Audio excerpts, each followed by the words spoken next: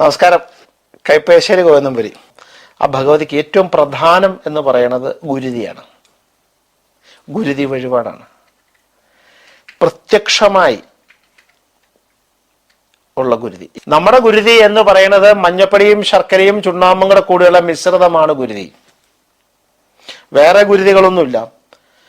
ഹിന്ദു സനാതന ധർമ്മത്തിലും മറ്റൊരു ഗുരുതികളില്ല. ഇത് മാത്രമേ ഉള്ളൂ. ആ ഗുരുതി ഭഗവതിക്ക് സമർപ്പിക്കുക. അത് പല രീതിയിലുണ്ട്. ചോറ്റാനിക്കരെ പോലുള്ള മഹാക്ഷേത്രങ്ങൾ വലിയ വലിയ ഗുരുതികളാണ് നടക്കുന്നത്. പല മഹാക്ഷേത്രങ്ങളും നടക്കുന്നുണ്ട്. ചിലത് കൈവട്ടക ഗുരുതി എന്ന് പറയും. കൈവട്ടക എന്ന് പറഞ്ഞ പാത്രത്തിൽ ചിലർ കരിക്കിനകത്ത് ഗുരുതി ഉണ്ടാക്കി നയിക്കും.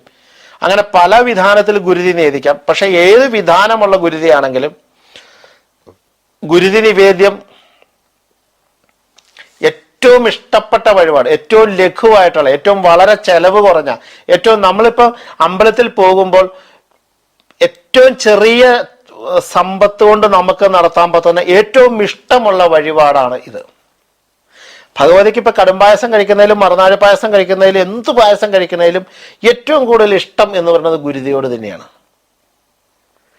ഏറ്റവും വളരെ ചെലവ് കുറവുള്ളൂ. അപ്പൊ ഗുരുതി എന്ന് പറയുന്നത് ഭദ്രകാളിക്ക് കഴിക്കുന്നത് വളരെ കേമത്താണ്, വളരെ ഗംഭീരമാണ്. ചില സ്ഥലങ്ങളിൽ ഒന്നും ഗുരുതികളില്ല, ഗുരുതി നേദിക്കാറുമില്ല പല സ്ഥലങ്ങളിലൊക്കെ.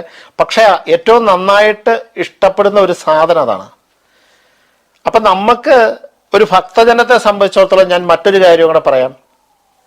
നമ്മൾ ഒരു ഗുരുതിക്ക് വഴിപാട് കൊടുക്കുന്നതിലും ഭേദം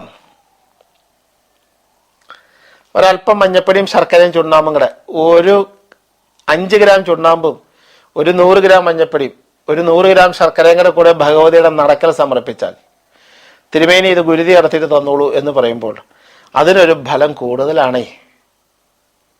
നമ്മുടെ സാധനം കൊണ്ടുണ്ടാക്കണ ഗുരുതി അമ്പലത്തിൽ കഴിക്കുക.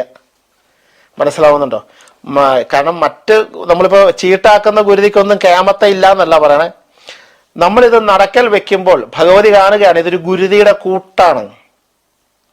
അപ്പൊ ആ ഗുരുതിക്കൂട്ട് നമ്മൾ നടക്ക വെക്കുമ്പോൾ നിങ്ങൾക്കറിയാം അതിന്റെ അവതാര ലക്ഷ്യം എന്താ അവതാരം? ലോകത്തിന്റെ അല്ലെ സമൂഹത്തിന്റെ സംസ്കാരത്തെ നശിപ്പിച്ചിട്ട് തിന്മകളിലൂടെ തിന്മ വിതച്ച് തിന്മയുടെ സ്വഭാവം ഉൾക്കൊള്ളുന്ന ഏതൊരു സംഭവത്തെയും ഇല്ലാതാക്കാൻ ആരാണോ ഏറ്റവും നല്ലത് അത് ഭദ്രകാളി ദേവിയാണ്. അപ്പൊ നാളെ നമ്മുടെ ജീവിതത്തില് അല്ലെ നമ്മുടെ കുടുംബത്തില് നമുക്ക് എതിരായി വരുന്ന ദുരിതങ്ങൾ എന്ത് തന്നെയായാലും, നമുക്കെതിരായി വരുന്ന സങ്കടങ്ങൾ എന്ത് തന്നെയായാലും അതിൻ്റെ ആ നിഗ്രഹത്തിന് ഭദ്രകാളി ഉപാസന വളരെ കേമാണ്. ഭദ്രകാളിക്ക് ഇഷ്ടമായ വഴിപാട് എന്താന്ന് ചോദിച്ചാൽ ഒരു ഗുരുതി, ഒരു നിസ്സാര ഗുരുതി കഴിച്ചാൽ മതി. അതിന് നമ്മൾ ഭദ്രകാളി ക്ഷേത്രത്തിൽ പോകുമ്പോൾ ഒരു ഗുരുതിയുടെ കൂട്ട് സമർപ്പിച്ചു കഴിഞ്ഞാൽ ഇന്നല്ല നാളെ അവർ ലയിപ്പിച്ചെടുക്കുന്നത് ഭഗവതിക്ക് നേദിച്ചിരിക്കും. അത് മതി നമ്മുടെ അനുഗ്രഹത്തിനായിട്ട്. അപ്പൊ ആയതിനാൽ ഈ ഭദ്രകാളി ശിവനോട് ചോദിച്ച മഹാദേവ അല്ലെങ്കിൽ പിതാവായ മഹാദേവ, ഞാനൊരു സ്ത്രീ ആയത് കൊണ്ട് എന്നെ നാട്ടിലുള്ള ജനങ്ങൾ എന്നെ സ്വീകരിക്കുമോ, എന്നെ അംഗീകരിക്കുമോ എന്ന് ചോദിച്ചതാണ്. അപ്പൊ മഹാദേവൻ പറഞ്ഞത്, നിന്നെയോ നിന്റെ പ്രവൃത്തികളെയോ അംഗീകരിക്കാതിരിക്കുകയോ നിന്നെയോ നിന്റെ പ്രവൃത്തികളെയോ കുറ്റം പറയുകയോ ചെയ്യുന്ന ഏതൊരു വ്യക്തി ഉണ്ടെങ്കിലും അവനും അവന്റെ കുലവും നശിച്ചിരിക്കും എന്നൊരു വര കൊടുക്കണേ. ഒന്ന് ആലോചിച്ച് നോക്കൂ അതിന്റെ കേമത്തം.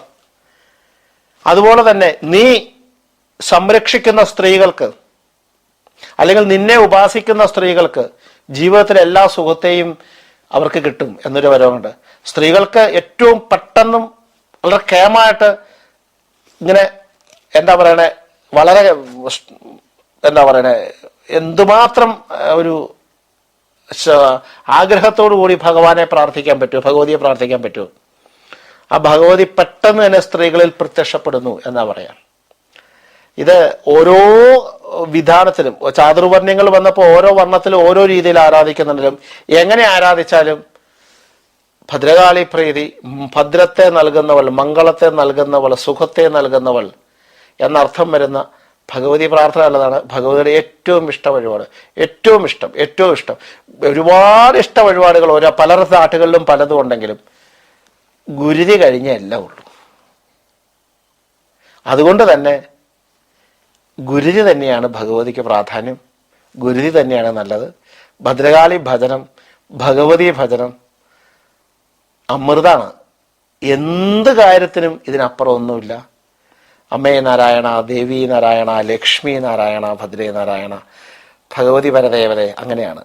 നന്ദി, നമസ്കാരം.